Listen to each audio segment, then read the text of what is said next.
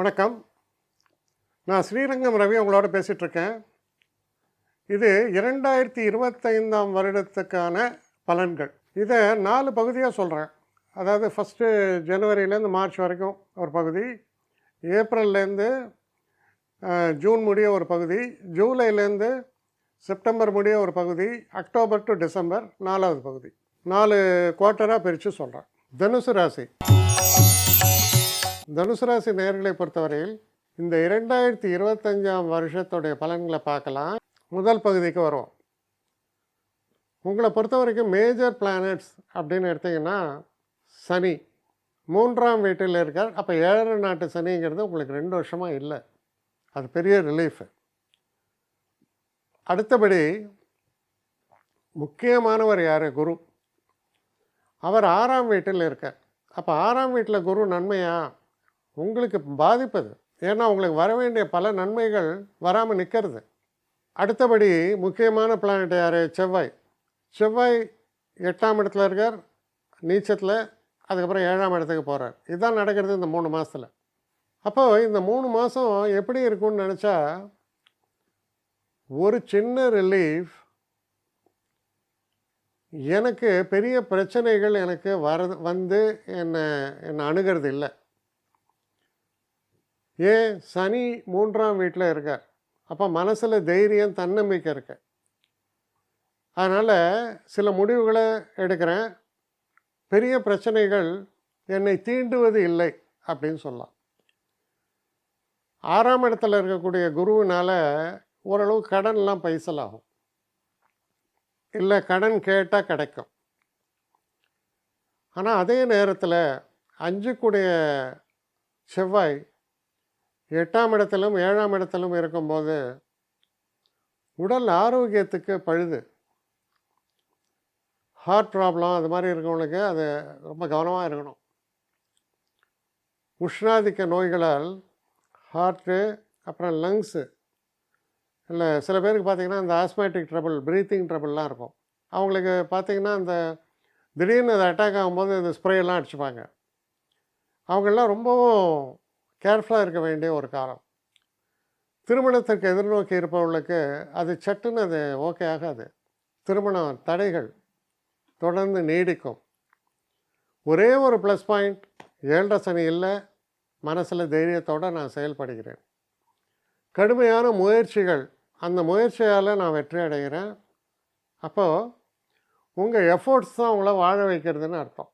அதுதான் இந்த முதல் 3 மாத பலனாக இருக்குது. அப்போ இந்த காலகட்டத்தில் படிக்கக்கூடிய மாணவர்கள் அப்படின்னு நம்ம எடுத்து பார்த்தா எப்படி இருக்குது? படிக்கக்கூடிய மாணவர்களை பொறுத்த வரைக்கும் அவங்களுக்கு கூட அதிர்ஷ்ட வாய்ப்புகள் சற்று குறைவாக இருக்குது. இருந்தால் கூட படிப்பில் பிரச்சனை இல்லை. இருந்தால் கூட நமக்கு சில இன்ஸ்டியூஷனில் ஜாயின் பண்ணணும்னு நினைக்கலாம். அது முன்ன பின்ன இருக்கும்.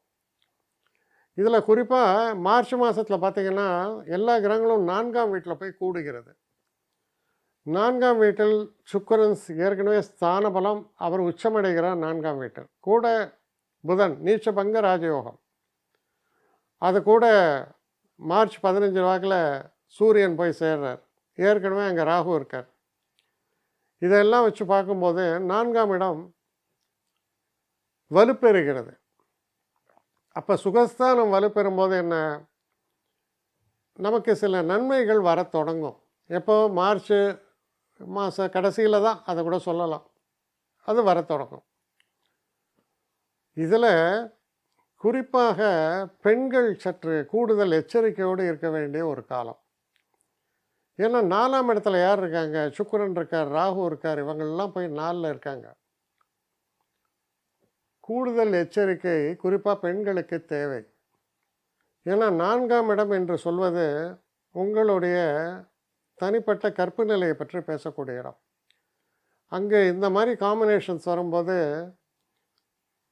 குறிப்பாக யங் விமன் தனியாக வெளில போகிறது, சில வேண்டாத விஷயங்களை செய்வது, இதிலெல்லாம் கூடுதல் எச்சரிக்கையோடு இல்லைன்னா உங்கள் வாழ்க்கையே கெட்டு வீணாக போயிடும். கொஞ்சம் கூடுதல் கவனத்தோடு செயல்படுங்க. கூடா நட்பு அப்படின்னு சொல்லுவாங்க. இந்த கூடா நட்பு வரக்கூடிய காலம். சரி, அது ஒரு பக்கம். 2ஆம் பகுதிக்கு வருவோம். 2ஆம் பகுதியில் வரும்போது என்ன ஆகுது, சனியும் போய் 4ஆம் வீட்டில் உட்கார்றார். அப்போது ஆடிங் ஃபியூயல் டு த ஃபயருங்கிற மாதிரி, ஏற்கனவே சில பிரச்சனைகள் இருந்தால் அது இன்னும் கூடுதலாக எரிய தொடங்கும். ஸோ இது ஏற்படுறது 4ஆம் வீட்டில். ஆனால் அதே நேரத்தில் ஒரு முக்கிய நிகழ்வு எப்போ ஏற்படும்னா, 15ஆம் தேதி மே மாதம் உங்கள் ராசிநாதனான குரு பலம் பெறுகிறார் 7ஆம் வீட்டில். இதனால் என்ன நன்மை, வேலையில் பிரச்சனை இருந்தால் புது வேலை கிடைக்கும். இது வரைக்கும் வேலையே இல்லாதவர்களுக்கு வேலை தொடங்குவதற்கான ஒரு தன்மையை சொல்கிறது. திருமணம் பிரச்சனைகள் இருப்பவர்களுக்கு திருமணம் நிச்சயமாகும். இதெல்லாம் 3ஆம் பகுதியில் ரொம்ப சிறப்பாக இருக்குது. Entire complexion changes. கிட்டத்தட்ட மே மாதம் மிடில்லேருந்து ஆரம்பம். அப்போ ஜூன் மாதமே சிறப்பாக இருக்குது. ஜூலை மாதம், ஆகஸ்ட், செப்டம்பர் மேலும் சிறப்பாக இருக்கிறது. பல விஷயங்கள் நடக்கும். அப்போது முதல்ல என்ன சொல்லுவோம், நம்ம ஊரில் சம்மருமோ, வெயில் காயுதுரா. அடுத்து இதமான சூழல்களுக்கு போகிறீங்க. அதற்கப்புறம் வெற்றி வாய்ப்பை நோக்கி பயணிக்கிறீர்கள். இப்படி மாற்றங்கள் வருகிறது. இந்த மாற்றங்கள் உங்களை உயர்த்தும். 2ஆம் பகுதி சிறப்பு, 3ஆம் பகுதி மிக மிக சிறப்பு. 2ஆம் பகுதியிலே ஒரு பாதி வரைக்கும் சரியில்லை, அப்புறம் பெட்டராக இருது. இப்போது இந்த படிக்கக்கூடிய மாணவர்களுக்கு கிட்டத்தட்ட ஜூன் மாதத்துலேருந்து நல்ல காலம் ஆரம்பம். எல்லா விஷயங்களும் மாறுகின்றன. ஏன்னா 7ஆம் இடத்துல இருக்கக்கூடிய குரு பார்க்கக்கூடிய இடம் 11ஆம் வீடு. நமக்கு மூத்தவர்களால் நமக்கு நன்மைகள், நண்பர்களால் நன்மைகள். அப்போ கூடா நட்பு, இப்போது நல்ல நட்பு. ராசியை பார்க்கும்போது நம்ம ஹெல்த்தில் நல்ல இம்ப்ரூவ்மெண்ட் ஏற்படும்.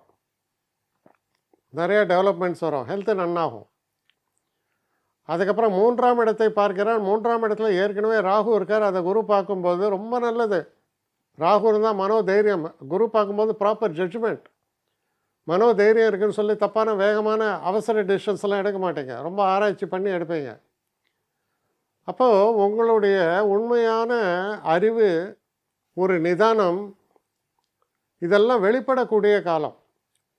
அப்போ நிச்சயமான உயர்வுகள் ஏற்பட்டே தீரும்னு சொன்னால் அது வரக்கூடிய காலம் ஜூன்லேருந்து ஆரம்பம். July, August, September, 3rd quarter is fantastic. அவ்வளோ நன்மைகளை பற்றி சொல்கிறது அது. சரியான திட்டமிடல், சரியான வகையில் முயற்சிகளை மேற்கொள்ளுதல், சரியான ஒரு வழிகாட்டுதல் எல்லாமே உங்களுக்கு ஏற்படும். அப்படி ஏற்படுறதுனால பார்த்திங்கன்னா வெற்றியை நோக்கி நீங்கள் பயணிக்கக்கூடிய காலம் ஏறத்தாழ ஜூன்லேருந்து ஆரம்பம். ஜூலை, ஆகஸ்ட், செப்டம்பர் ரொம்ப உயர்வை பற்றி பேசுகிறது. Entire complexion changes. இந்த காலகட்டத்தில் வெளிநாடு சம்மந்தமாக நான் போகணும், வேலை மாறணும், நல்ல ஒரு ஆர்கனைசேஷனில் ஜாயின் பண்ணணும், சுயமாக தொழில் ஆரம்பிச்சிருக்கேன், அந்த தொழில் கன்சாலிடேட் ஆகணும், இது எல்லாமே நடக்கும். ஏன்னா 7ல் இருக்கிற குரு உங்கள் ராசிநாதன் 7ல் இருக்கும்போது இதெல்லாம் ரொம்ப சிறப்பாக இருக்குது. அப்போது சிறப்பான ஒரு முன்னேற்றத்தை பற்றி பேசக்கூடிய காலம் எது, 3ஆம் பகுதி. அடுத்து 4ஆம் பகுதிக்கு வரும். அக்டோபர் மாதம் தொடர்ந்து நன்மை. அப்போ ஏறத்தாழ பாருங்கள், ஜூனில் தொடங்கி அக்டோபர் வரைக்கும் தொடர்ந்து முன்னேற்றம், தொடர்ந்து நன்மைகள், வெற்றி மேல் வெற்றி. அப்போ நமக்கு இது வரைக்கும் இருந்த சோதனைகள், ஆரம்பத்தில் இருக்கிற சோதனைகள்லாம் கம்ப்ளீட்லி வேனிஷஸ். 4ஆம் இடத்தில் இருக்கக்கூடிய சனி வீடு மாறணும்னு நினைக்கலாம், ஏற்படும். புதுசாக வீடு வாங்கணும்னு நினைக்கலாம், அதற்கான வாய்ப்புகள் ஏற்படும். இது போல் பல நன்மைகளை சொல்கிறார்.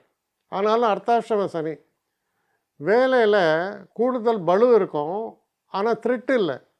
ரெண்டுக்கும் வித்தியாசம் இருக்குது. த்ரெட்டுன்னா அப்போ எனக்கு வேலையில் என்னை தூக்கிடுவாங்களா, அடுத்த மாதம் சம்பளம் எனக்கு வருமா, அந்த பயம் இல்லை. வேலையில் அதிகமான வேலை பளு இருக்கலாம், ஆனால் வேலை நிரந்தரமாக இருக்கும், பயப்பட வேண்டாம். ஏன்னா 4ஆம் இடத்தில் இருக்கிறார் சனி, அது குருவினுடைய வீடு. அந்த குரு தான் 7ஆம் வீட்டில் இருக்கார். பெரிய பிரச்சனைகள் வராது. 11ஆம் வீட்டை குரு பார்ப்பதால் புதுசாக சொத்து விற்கிறது வாங்கிறது, தாத்தா சொத்து என் பேரில் எழுதி வச்சுருக்கார். இதெல்லாம் உங்களுக்கு பெரிய உற்சாகத்தையும் மனோதைரியத்தையும் தன்னம்பிக்கையும் தரும். ஏன் தன்னம்பிக்கை? முயற்சி. 3ஆம் இடத்தில் ராகு. 2 முயற்சி இருக்குது. ஒரு முயற்சி என்னென்னா ஹார்ட் ஒர்க்கு, இன்னொரு முயற்சி ஸ்மார்ட் ஒர்க்கு. ராகு 3ல் இருந்தால் ஸ்மார்ட், ஹார்ட் ஒர்க் இல்லை. ஒரு விஷயத்தை எப்படி சுலபமாக சாதிப்பது அப்படிங்கிறது தான் ஸ்மார்ட்னஸ். அதெல்லாம் வருது.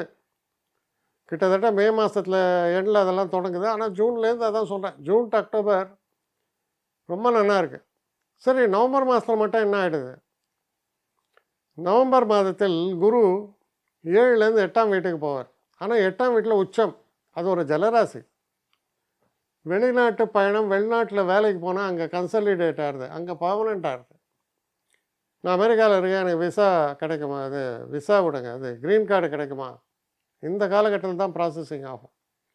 எனக்கு ஒர்க் பர்மிட் கிடைக்குமா? இந்த காலகட்டத்தில் அது நடக்கும்.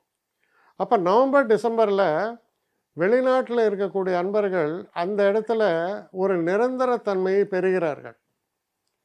அதே மாதிரி உங்கள் இன்கம் சாலிடாக ரைஸ் ஆகும். 100 ரூபா வாங்கினவன் 300 ரூபா சம்பாத்தியம் பண்ணுவான். அந்த அளவுக்கு ரைஸ் ஆகும். குழந்தைகளால் மிகப்பெரிய பெருமைகள் ஏற்படும். உடல் ஆரோக்கியம் சிறப்பாக இருக்கும். படுத்தா நிம்மதியான உறக்கம் இருக்கும். கணவன் மனைவி உறவு சிறப்பாக இருக்கும். எல்லாம் பாசிட்டிவ் தான். 8ல் குரு போனால் கூட அதிசாரத்தில் போகிறார், அதுலேயும் உச்சத்தில் இருக்கார் அவர். அப்போ அதோடைய தன்மையே வேறு. வழக்கமாக 8ல் போகிற குரு உங்களுக்கு சொல்ல முடியாது, உங்களுக்கு அது சிறப்பாகவே செயல்படும். அப்போ இதெல்லாம் வச்சு பார்க்கும்போது உங்களுக்கு வரக்கூடிய ஒரு பிரச்சனைகள், தொல்லைகள்லாம் கிட்டத்தட்ட மே மாதம் 15 தேதிக்கு மேல் காணாமல் போய்விடுகிறது. என்ன சொல்லுவோம், சூரியனை கண்ட பனி போல் விலகும்பாங்க. அது மாதிரி எல்லா பிரச்சனைகளும் 15 மேக்கு அப்புறம் விலகிடுது. அப்புறம் நன்மையை மட்டும்தான் பார்க்குறீங்க.